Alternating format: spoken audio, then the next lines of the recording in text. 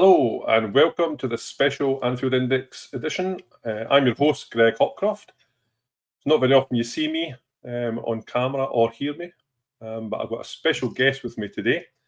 Having written a piece on our Substack page regarding this gentleman and his book, I thought it would be a good chance to get him on, discuss his career. 50 plus years he's been involved at Anfield. You may not have seen him, but you'll certainly have heard him if you've been in the stadium. He's been the voice of Liverpool for more than half a century. He's seen a lot. He's got a lot of stories to tell us. From Shankly to Salah, standing terraces to major stadium revamps, vinyls, MP3s. He's been there above it all, narrating the journey with calm authority and understanding warmth. Our very special guest has recently stepped down from the matchday role, closing an unforgettable chapter in the club's history. His book, The Voice of Anfield, is a heartfelt journey through music, moments and memories, and it's shaped the life of many, many Reds.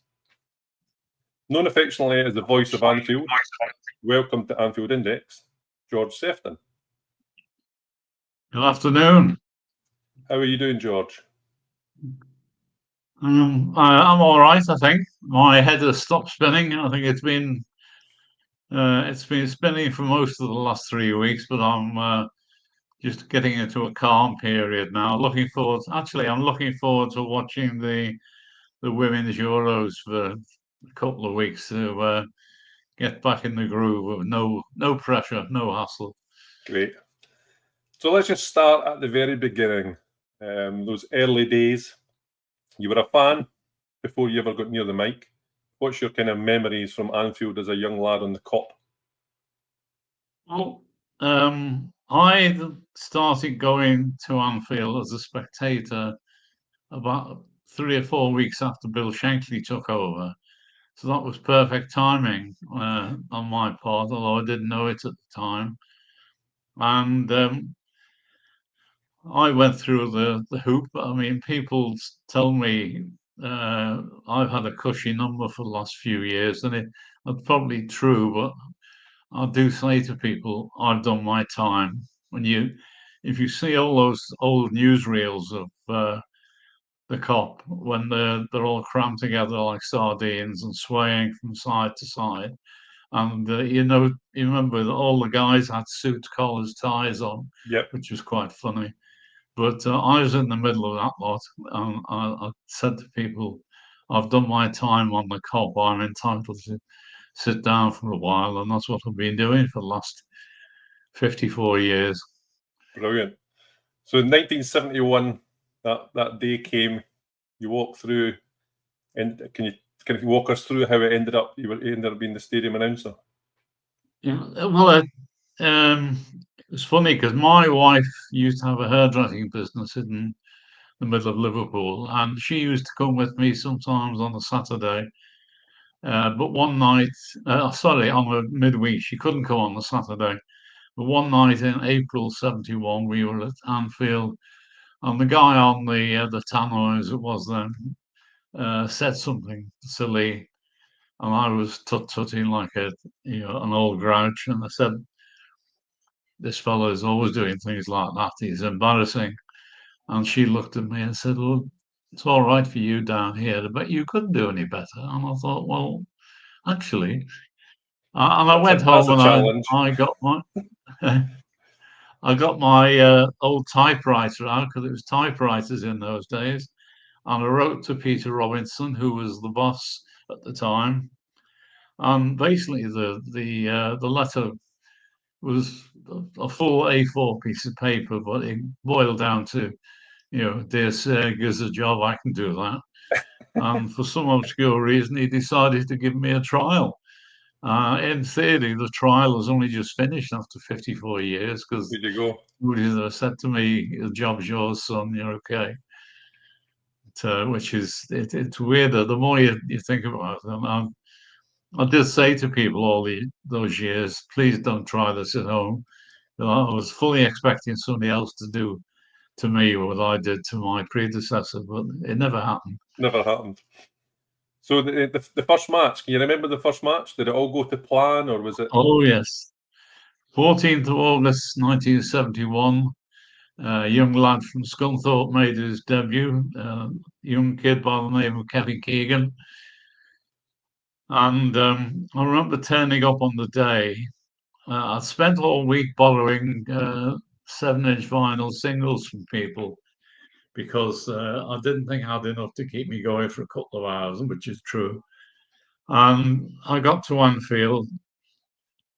In those days, I had to go up the fire escape at the side of the main stand and through the roof, literally through the roof, which was an enormous chasm up there, and then down a little ladder onto the TV gantry. And I remember stopping at the top of the ladder, and I froze, and I thought, I can't do this. How did I get into this situation? And then I thought, well, basically, I've got to get on with this. Either I get on with it, or I go home, pack a bag, and emigrate, because nobody will ever speak to me again. And I took a deep breath and got on with it. And it's like players always say about big games that they're, oh my word. And you know, what players say about big games, that once they kick off, they're fine. Beforehand, they're nervous wreck, but as soon as things start happening, they're okay. They're okay. Brilliant. That picture was from 1977, by all accounts. Yeah. So you were 6 years into the job by then. You've seen some of the greatest. Yes, I was an old hand by then. Absolutely. You've seen some of the greatest players that ever to wear the shirt. But who really stands out for you on and off the pitch? I always say Kenny Dalglish. People say to me, "Who's the best player you've seen at Anfield?" And I say Kenny, and they said, "No, well, not just Liverpool players, but foreign players as well." I said, "Still Kenny. Okay. I wouldn't swap it for anybody." And he's not just a player. He was a better manager than people gave him credit for. And over the years, he's been such a great ambassador for the club, and a terrific human being. I mean, what he did, what he went through around Hillsborough, just unbelievable. Yeah, obviously, my last day at Anfield 3 weeks ago, he presented me with a replica championship board and the shirt. And he was full of beans, and he's just such a funny guy. He's an absolute delight to be around. Full of the one-liners. Oh yes, he even got me when we were doing this presentation. We were holding the shirt between us with 54 on the back, and he leaned over and said, "Hey, it'll never fit you." Thanks, Kenny. What do you say to that? He could have been a stand-up comedian if he hadn't been a footballer. For sure. Yeah. You also had a memorable encounter with Shankly early on when he gave you a bit of a rollicking over the Leeds scoreline. Can you share that story with us? Oh yes. Obviously, as far as I was concerned, Bill Shankly was God. I looked up to him, so did everybody. I would say about Bill Shankly, if you didn't know anything about football and you walked into a room and he was there, you'd know he was somebody special. But one night, I think it was in my second season, we had a youth cup match at Anfield, and we were battling it out for Leeds for the championship at the time. But this night here, the crowd was sort of 4,000 or 5,000 at the youth cup match, and Peter Rawlinson rang through. He said, Leeds are one down. They were playing Huddersfield, who were bottom of the league at the time. Well, obviously, it would have been nice for Huddersfield to beat them and boost our cause a bit.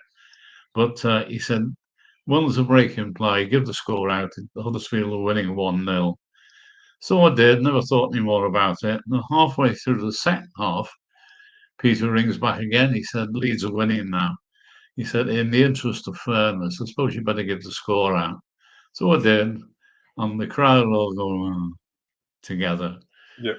And when I got out after the game, went down to the old main stand reception to hand in a bunch of keys, which I used to have to carry around. And the girl on the desk said, "Leg it, get out of here quick. Shanks is after you." Apparently, he'd been wandering up and down the corridor looking for you. "Hey, where is he? I'll kill him. I'll kill him. Ruin the atmosphere. Ruin it." And so I got back to my car in pretty quick time, and I got out of it. Of course, the next game was on the following Saturday, so three days later. And I walked in. Who's the first person I bump into? Bill Shankly. And he just looked at me. "Hey, good morning, son." And that was it. Never another word about it. But that was frightening. At the time, I really thought my number was up, because he was he didn't take not any one to prisoners. get outside of. Yeah. So, what was it like then announcing the names of the kind of Dalglishes, Ian Rush, Steven Gerrard, and obviously now like the Mo Salah?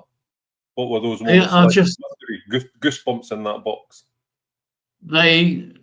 Over the years, we've seen some truly great players. We've had a couple of duffers along the way, but some of the players we've had, people used to ask me to name my favourite 11. I said, you can't, because you start off, you've got to have Kenny in there, starters. Mm-hmm.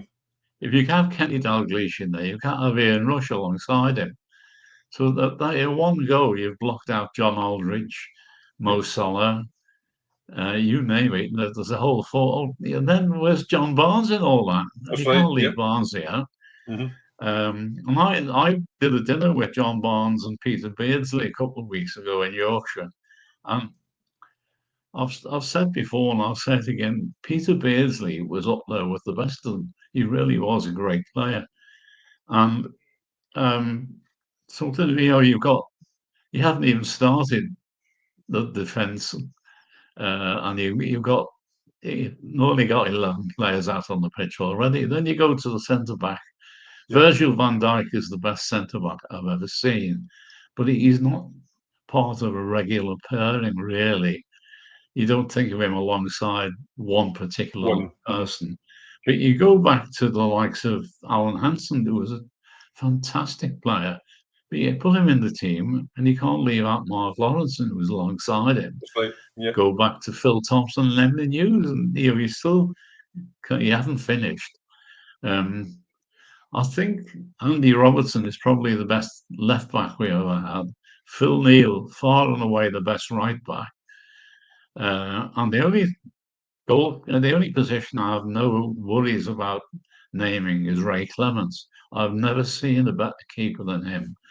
I mean, Alisson's great, but I wouldn't swap Ray Clements for anybody at all. And the only sad thing about Ray Clements was that he didn't get as many England caps as he should have done, because he was around at the same time as Peter Shilton. So it was a great keeper, but he really, really wasn't in Clem's league.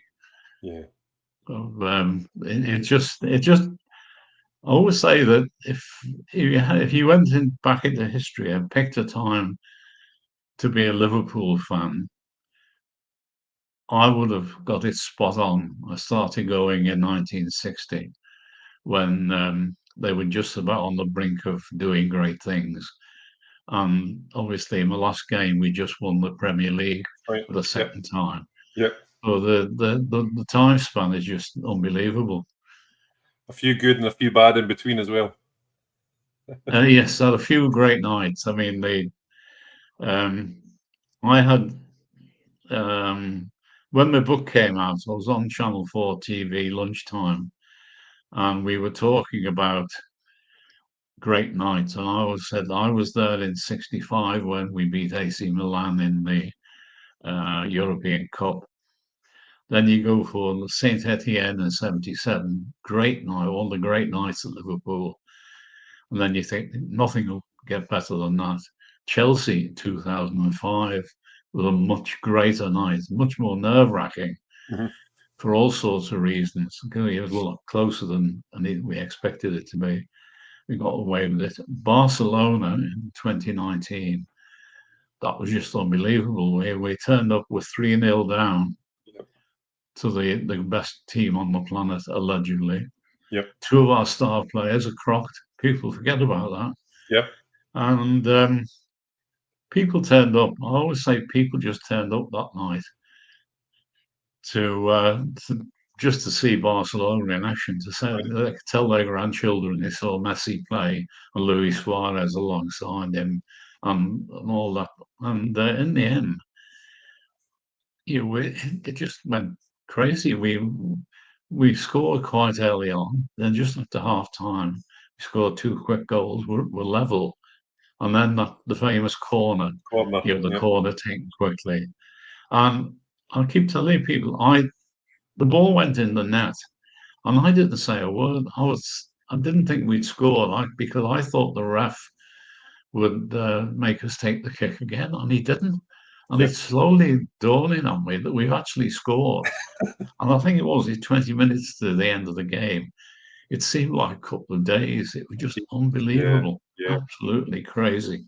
And that night, but then personally, the Palace game at the end of the season just gone was just an amazing event. The trophy lift, the crowd noise, and then because it was my last game, Kenny did a presentation on the pitch, and never in my life did I ever expect to be cheered by 60,000 people standing on the pitch at Anfield. The only sad thing is, to say, my poor old dad didn't live to see it. But if he's up there looking down on you, you wonder what on earth's going on. The way it went and the way it worked out is just crazy. Some story, some story for sure. Absolutely, surreal is the only word that you can put to it.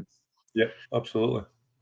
You were obviously present during Heysel, and your son was at Hillsborough as well. There were some dark days. How did you reflect on those? Yeah, the Hillsborough was odd because I didn't go. I gave my ticket to my son. I thought I was doing him a good turn. Although people had said to me, we had police round to our house interviewing him because he was on that fence at the front where all the people were crushed. But luckily, him and his mate were leaning on a little gate, and they got pushed through it and out of the way. But I know, how I felt. People forget we didn't have mobile phones in those days.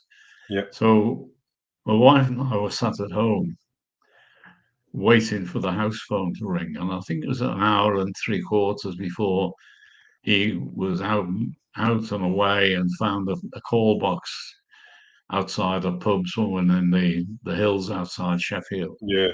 I can remember the feeling in my stomach while waiting for the phone to ring. Yeah. And then how it must have worked out for the people who didn't get the phone call or got a different phone call is just unimaginable. And over the years, I know I've done things for the Hillsborough families, and they said, "Oh, thank you." And I said, "I'll do anything for you guys," because it could have been me sitting on the Hillsborough committee, not you. And I'm just so grateful that we got away with it. But and now, obviously, the follow up, all the inquiries, and here we are, all these years later, we still haven't got justice. We wanted the truth. We've got the truth, but we still haven't got justice because the people responsible are still floating around and getting on with their lives, and the people who suffered are still suffering. Absolutely. Obviously, at Heysel, you refused to read the UEFA's message, which was quite a stance, huge decision for you. What kind of went through your mind? Heysel was different. Yeah, I was in the middle of the shenanigans at Heysel, literally, because my little box they had me in at the Heysel to do the announcements was at the Juventus end of the ground. So when I looked down, all I could see was black and white scarves, and I tell people that the world 800 meters record was set at the Heysel in the late 70s, I think it was, and I smashed it getting out of there that night. I've never been so frightened in all my life. Yeah. And obviously the way it worked out, that if the guys from the UEFA were telling me to announce to the crowd that if anybody else came on the pitch, they'd abandon the game. And I remember saying to the UEFA delegate, "Are you crazy?" Because as soon as one team scores, the supporters from the other end will be out on the pitch in their droves trying to get the match abandoned. I've seen it happen at, I think it was a League Cup match in England, Bury and Manchester City. Something very similar had happened, and the announcer had said, the referee had said, if anybody comes on the pitch, we'll abandon the game. And then So they all jumped on. I think Bury scored, and half the population of Manchester was suddenly on the pitch trying to get the game abandoned. And I didn't. I said, I'm not going to be responsible for that happening here. No. And in the end, we got away with it. Just when I was arguing with the UEFA delegate, Phil Neal came in the room with Schurer, the Juventus captain, and Phil had heard what was going on, and he laid into the UEFA guy. Of course, the UEFA guy, he took notice of him, not me, and the whole thing was swept under the carpet. But I wouldn't like to go through that again. No, absolutely not. Absolutely not. So back to kind of more recent times, obviously your farewell, doing it for so many years. What kind of made you think this was the right time to step aside? Yeah, it's all in all, it's I mean, there was going to have to be an end to it, and it sort of dawned on everybody the fact we won the league, and I was getting to a certain age. I've still, touch wood, very quickly, I've still got my marbles, I think. But one of these days I'm going to keel over. I keep telling people I had this vision of Liverpool equalising in the 98th minute again, and I'd have a coronary fall over, or more likely I'll wake up.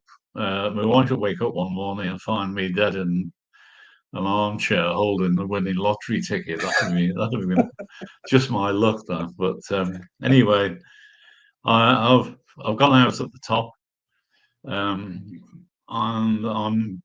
I've been busy as anything ever since it came to an end, because I know I've seen so many people over the years who retired from various situations and just sat there and vegetated, and I'm not going to do that. I'm working on the next book, and I'm doing a lot of interviews like this, which is nice to do. I've done a couple of voiceovers. When the ad comes on LFC TV for the new Adidas kit for next season, you might recognise one of the voices in the background. I'd like to do a lot more of that. But I've realised the last couple of weeks my two key skills are sitting down and talking. I'm not necessarily in that order, but I can do a lot of that. It's not a bad combination. And I've done a couple of sort of personalized videos for people. I'm on a site called cameo.com, which is nice. I know there's a few people have been on to me the last couple of weeks wanting me to do videos for them. And normally it's just sort of happy birthday or congratulations and that sort of thing. There's people now really just my voice is like a drug. They're so used to hearing it. So many people have said to me, I don't know what we're going to do without your voice. You're part of the matchday experience. I thought, that's nice, but I swear there are people who think I'm a robot or something. They just hear the voice, and it has been suggested that they're going to have an AI version of me next year. But I don't know. Your voice. I don't know who's taking over, and people keep asking me, and I said 3 things. 1, I don't know. 2, I don't care. And 3, not my problem. True, Which very true. is nice. It's going to be strange for me because the club have given me a season ticket, God bless them. So the first match, sitting in the stand, will be weird. It's strange. It'll be really, really strange because I've had a well-drilled match day routine for the last few years, and it's crazy. The one thing I've noticed the last couple of weeks, more than once, in fact, a lot of times, I've been listening to a radio or watching the TV or something, and I'll hear a tune. I'll think, "Oh, that's good. I haven't played that for a while. I'll play that the next game." And then Yeah. I'm thinking, "No, No. I'm not playing the music anymore." I It's just hope. that first game when you're sitting in the stand and the goal goes in. Yeah. What are you going to do? Yeah, I'm Pick the gonna have microphone to, up. I'm gonna have to cling on to the chair. Otherwise, I'll be looking around for a mic. And That's right. that was the one good thing about the last game that people hadn't noticed. We were 2-1 down, then Mo equalised, and he scored the last goal of my tenure. So I came out with the usual, scorer for Liverpool, Mo Salah. And there are quite a few people have got that on their phones. People stop me and in coffee bars and whatever, and say, "Will can you just record it onto Can you my just record phone, that? please?" Brilliant. Yeah, I'll have to start charging for that soon Yes, when true. the pension runs out. So, how would you like to be remembered by those fans? Other than your voice, I mean, your voice is obviously a huge Yeah, part of it, but how would you like to be remembered? well, people have said to me a few things that when they, especially the guys who go to the away games, they said the atmosphere at Anfield is different. The pre-match music is different. There's a lot. They say a lot of stadium announcers are cheerleaders. I'm not the shouty type, so uh, I'm like to think I've kept the club's dignity over the years, and it's nice to hear how many people saying that the sorry I'm gone. I mean, when I was going down to get my presentation on the last match, it took me forever to get round the front of the Kop because everybody wanted to stop, shake hands, say have a good Yep. retirement, and can have a selfie.